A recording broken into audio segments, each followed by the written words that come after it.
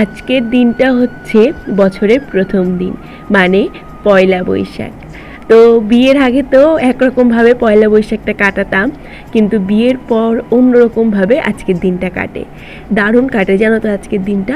সকালবেলা ঘুম থেকে উঠেই ঘর বাড়ি পরিষ্কার, যেমন ঘর মোছা, উঠোন মোছা বলতে উঠোন লেপা গোবর দিয়ে। আমাদের এইখানকার সবাই জানো তো পয়লা বৈশাখের দিন সকালবেলা প্রত্যেকের উঠোন আর কি গোবর দিয়ে লেপে। তো তারপরেই এই যে দেখো শুরু হয় শুভচুনি পুজো। সকালবেলা বলতে ভোরবেলা সূর্য ওঠার আগে ঘর বসিয়ে যেতে হয় রাস্তার সামনে, মানে আমাদের বাড়ি ঢুকতেই যে রাস্তা, তো সেইখানে ঘর বসিয়ে যেতে হয়। তো তারপরে সকালবেলার বাসি সমস্ত কাজকর্ম সেরে তারপরে এই পুজোটা করতে হয়। তো আমাদেরও দেখো সকালবেলা মানে ভোরবেলা ঘর বসিয়ে রেখে গেছিলো, তো এখন সবাই স্নান করে নিয়েছে, স্নান করে চলে এসেছে পুজো করার জন্য। মা এখানে পুজো করছে, আর অনেকে আবার পুরো মাসটা ধরেই করে, মানে এই বৈশাখ মাসটা যে পড়লো আজকের দিনে যদি করতে না পারে তাহলে বৈশাখ মাসে রবিবার বা বৃহস্পতিবার করে, কিন্তু আমরা প্রত্যেক বছর যেহেতু বছরের প্রথম দিনটাতেই আর কি শুভচুনি পুজো করি, তো এই বছরও সেটাই করলাম। বছরের প্রথম দিনটা শুভচুনি পুজো দিয়ে শুরু করলাম। আর বাড়িতে শুভচুনি পুজো করার পরে আমাদের পাশেই যে মন্দিরটা রয়েছে কালী মন্দির, তো ওইখানে যাব আমরা পুজো করার জন্য। তো প্রত্যেক বছর আমি যাই, এই বছর একটু সমস্যার জন্য আমি যেতে পারবো না। বাড়ির সবাই যাবে, আর শুধু আমরা নয়, আমাদের পাড়ার প্রত্যেকে কিন্তু বাড়িতে শুভচুনি পুজো আজকে করুক বা না করুক, মায়ের মন্দিরে কিন্তু আজকে মাকে পুজো দিতে সিঁদুর পরাতে যাবে। মা তারা রয়েছে আর রয়েছে মা শীতলা, তো ওইখানে পুজো দিতে যায়। তো দেখো এদিকে আমাদের শুভচুনি পুজো তো হয়ে গেছে, আর এইদিকে এখন সবাইকে সিঁদুর পরাচ্ছে। তো তারপরে সবাই চলে যাবে মন্দিরে পুজো দেওয়ার জন্য, আর আমি হচ্ছে বাড়িতে পুজো দেবো আর কি। আর এদিকে দেখো কুকিমাকেও রেডি করিয়ে দিয়েছি নতুন জামা পরিয়ে, যেহেতু আমি যাব না তাই ও ঠাম্মিদের সঙ্গে বম্মার সঙ্গে যাবে মন্দিরে পুজো দেওয়ার জন্য। তো তারপরে আমি ঘরের পুজোটা দিয়ে নিয়েছিলাম, তো ঘরের পুজোটা দিয়ে এখন দেখো চলে এসেছি তুলসী তলায় পুজো দেওয়ার জন্য। জানো তো বন্ধুরা, আমরা সবসময় যেটা চাই বা ভাবি যে এটা হবে, সেটা না হয় না, কিন্তু ভগবান আগের থেকেই ঠিক করে রাখে যে আমাদের সঙ্গে কি হবে। আজকের দিনটাই দেখো না, আমি ভেবেছিলাম যেহেতু আমি মন্দিরে পুজো দিতে যাব না, একটু সমস্যা আছে, তো সেই কারণে ভেবেছিলাম যে আমি এখন স্নান করব না, পরে স্নান করব। ওরাই আর কি পুজো করে নেবে, মা দিদি রয়েছে ওরাই আর কি পুজো করে নেবে, যেহেতু আমি মন্দিরে পুজো দিতে যাব না তাই ভেবেছিলাম পরেই আর কি স্নান করব।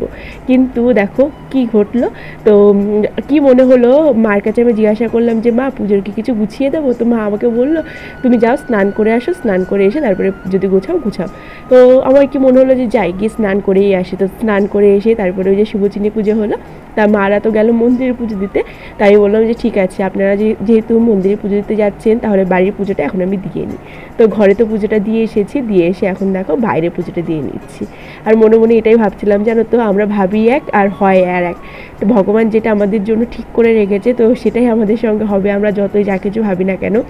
তো এমন অদ্ভুত অনেক ঘটনাই আমার সঙ্গে ঘটেছে, তো জানি না কতটা ভালো, তবে ভগবান দিয়েছে বা ভগবান ঘটিয়েছে, হয়তো ভালো হবে। তো কি ঘটেছে না ঘটেছে সবটাই তোমাদের সঙ্গে শেয়ার করব, কিন্তু একটু সময়ের অপেক্ষা, একটু সময় কাটুক, তারপরে সবটাই তোমাদের সঙ্গে শেয়ার করব।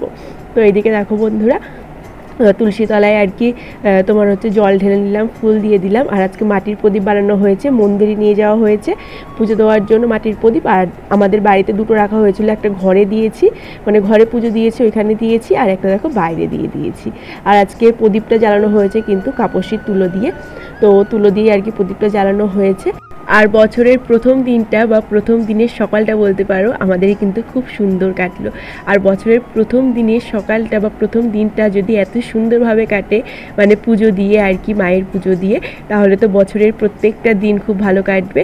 আর ভগবানের কাছে সবসময় এটাই প্রার্থনা করি আর প্রার্থনা করব যে ভগবান সবাইকে ভালো রেখো, সুস্থ রেখো। তো বন্ধুরা ঘরে মানে বাইরে তো পুজোটা দিয়ে আসলাম, আর এদিকে দেখো ঘরেও পুজো দিয়ে গেছিলাম। তো ঘরে পুজো দিয়ে তারপরে গেছিলাম বাইরে পুজো দেওয়ার জন্য।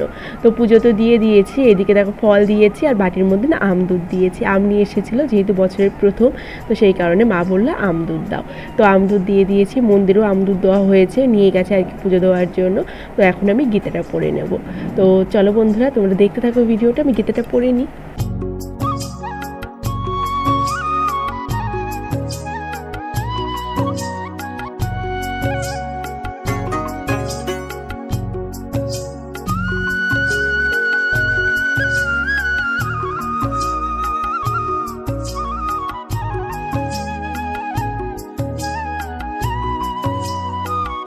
তো বন্ধুরা এই যে দেখো আমার কিন্তু গীতাটা পড়া হয়ে গেছে, আর আজকের মতো ভিডিওটা আমি এখানেই শেষ করছি। আজকের দিনটা তো আমার খুব ভালো কাটলো। বছরের প্রথম দিন তোমাদের কেমন কেটেছে সেটা কিন্তু আমাকে কমেন্ট করে জানাতে ভুলবে না। তো সবাই ভালো থেকো, সুস্থ থেকো। তো আবার দেখা হচ্ছে কালকে নতুন একটা ভিডিওর সঙ্গে।